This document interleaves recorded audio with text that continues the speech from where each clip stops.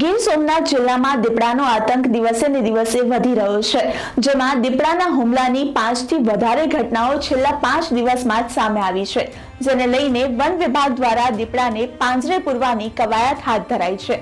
ચાલો જોઈએ ગીર સોમનાથથી ફારૂક કાઝીનો ખાસ રિપોર્ટ। ગઈકાલે મોડી રાત્રે કોડિયા ગામમાં એક દીપડો ત્રાટક્યો હતો, જેણે 50 વર્ષીય વાઘાભાઈ જે પોતાના ઘરના આંગણામાં સૂતા હતા ત્યારે દીપડો આવ્યો અને તેના પર હુમલો કર્યો।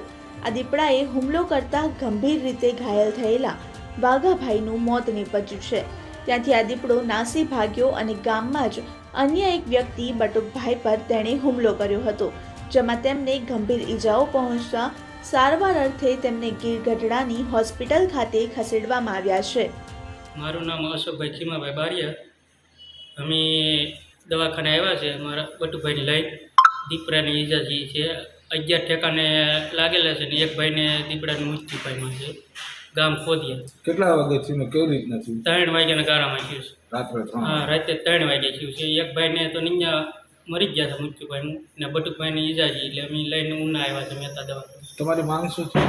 હવે અમારી માંગ તો એ છે, આ જનાવરનું બહુ તાત છે, આવરો જાવરો ને એનું કાંઈક જાણ દે સરકાર તો સારું છે। દિવસે બહુ આવે છે, એ જ વાડીમાં બટુકભાઈને વેચ્યા, એ વાડીમાં 15 દી પહેલાં દિવસે આવ્યો હતો, એ જ પકડ્યો હતો ને પાછું ઉતા હતા ને કરી ઈજા પહોંચી। એક જ રાતમાં 2 લોકો પર દીપડાએ હુમલો કરતા ગ્રામજનોમાં ફફડાટ વ્યાપી ગયો છે, ત્યારે આ દીપડા દ્વારા હુમલો કરવામાં આવતા વન વિભાગ દ્વારા તેને પાંજરે પૂરવાની કવાયત હાથ ધરવામાં આવી છે। નોંધનીય છે કે છેલ્લા 5 દિવસથી ગીર સોમનાથમાં દીપડાના હુમલાની ઘટનાઓ સામે આવી રહી છે, ત્યારે સૌપ્રથમ તાલાલામાં ગીર વિઠ્ઠલપુર ગામે દીપડાએ એક યુવક પર હુમલો કર્યાની ઘટના સામે આવી હતી।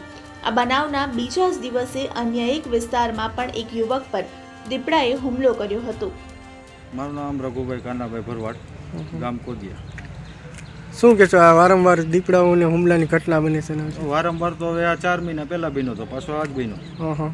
આવી ઘટના વારંવાર બન્યા જ કરે છે અને આ બધું જંગલ ખાતાની બેદરકારીથી બને છે અને જંગલ ખાતું કોઈ દી એક્શન લેતું નથી। આજ રાતે એમ થયું હતું, આજ રાતે આ બનાવ બન્યા પછી એ 15-20 મિનિટ થઈ આ ડેડ બોડી પાસેથી અમે ઊભા હતા ત્યાં પાછો બનાવ બની ગયો, એક ભાઈને ઇજાગ્રસ્ત કર્યા। પછી આવો બનાવ વારંવાર બન્યા જ કરે છે અને જંગલ ખાતું કોઈ બેદરકારીથી કાંઈ એક્શન લેતું નથી। અને બીજા મતલબમાં તો અટાણે જે અમારા ગામમાં ફોરેસ્ટર છે એ અમારા ગામમાં આટા મેર્યા કરે ને દોડ્યા કરે ને એવું બધું કર્યા કરે છે, કોઈ ધ્યાન દેતા નથી। જ્યાં પાંજરું મૂકી અને એના બીજા માણસો છે એને બેહાડીને વ્યા જાય છે અને પાંજરા વાહન માણસો હોય કે કોઈના ઘર પાસે પાંજરું મૂક્યું એને ભલામણ કરીને વ્યા જાય। તો આ એક બાજુ એમ કહે છે કે અમે જનાવરનું રક્ષણ કરીએ છીએ, તો આ પાંજરામાં શિકાર મૂકીને એવું બધું કરે છે તો એ રક્ષણ શેનું કરે છે? રખડવાનું રક્ષણ કરે છે કે જનાવરનું રક્ષણ કરે છે? પછી આ બનાવ બન્યા પછી ફોન કર્યો, પછી કલાક પછી તેનો સ્ટાફ આવ્યો, એ પછી આરએફઓ સાહેબને કર્યું હતું, 1.5 કલાકે એ આવ્યા। પછી અમે એસએફ સાહેબની રાહ જોઈ, પછી સવારે એસએફ સાહેબ આવ્યા, ત્યાં લગન અમે ડેડ બોડી ઉપાડવા નથી દીધી। અને અમારી એક જ માંગણી વધારેમાં વધારે એવી છે કે ભાઈ આ જે માડમભાઈ કરીને જે ફોરેસ્ટર છે એને અમારે બદલી કરાવી નાખે। આવો સ્ટાફ અમારે નથી જોતો, કારણ કે આ સ્ટાફના બેદરકારીથી આ બધું વારંવાર બને છે। સ્ટાફ જો એક્ટિવ હોય તો આ વાત બને જ નહીં, અને આવું નહીં જો એક્ટિવા થાય તો હજી કાલની તારીખમાં પાછો બનાવ બનવા શક્યતા રહે છે। ત્યાં ભાઈને ઈજા કરી છે, બટુકભાઈ ભીમાભાઈ કામ કર્યા।